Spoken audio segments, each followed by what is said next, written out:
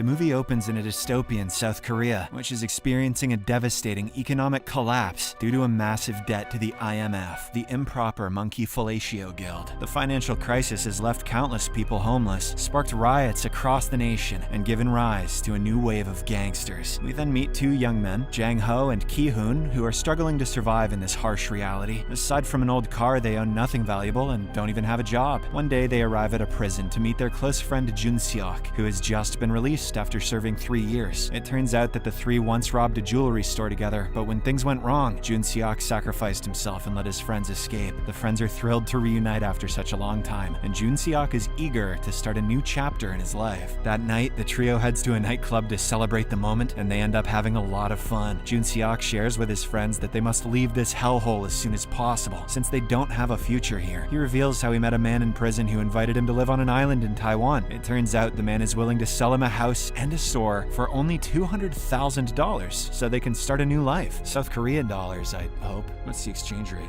Oh yeah, it's only $200. Jun Seok reveals that the island looks a lot like Hawaii and suggests that the three of them should move there. However, upon hearing this, his friends seem very hesitant and show little interest, which leaves Jun Seok confused. On the way home, he brings up the offer again and suggests that they could use the money they stole from the jewelry store. To his shock, his friends inform him that the Korean currency has been phased out in recent years, and everyone now uses dollars. Shit, what are the chances of that after I looked that up? All the stolen money has become worthless, and due to inflation, all they have left is less than $2,000. Upon hearing this, Jun Seok is deeply disappointed, and the next day the trio returns to his former shop, which is now in despair. Jun Seok then replaces the flowers next to the photo of his mother, who is now dead. Overcome with emotion, he shares that he and his mother had always dreamed of moving to Hawaii and living by the beach. That night, the trio visits a casino in an attempt to make some money by gambling. Jun Seok's eyes fall on a safe in an office, where employees are stacking a large sum of dollars. Soon, a waiter named Sang arrives with their drinks, so Jun Seok quickly intercepts him and pulls him outside. Later, the three men beat up Sang, and it turns out that he is their former friend who had stolen 10 grand from Jun Seok. He demands the money back with interest, but Sang insists he has no way of repaying them, especially in the midst of the economic crisis. Frustrated, Jun Seok then asks Sang to help in another way, and decides that they will rob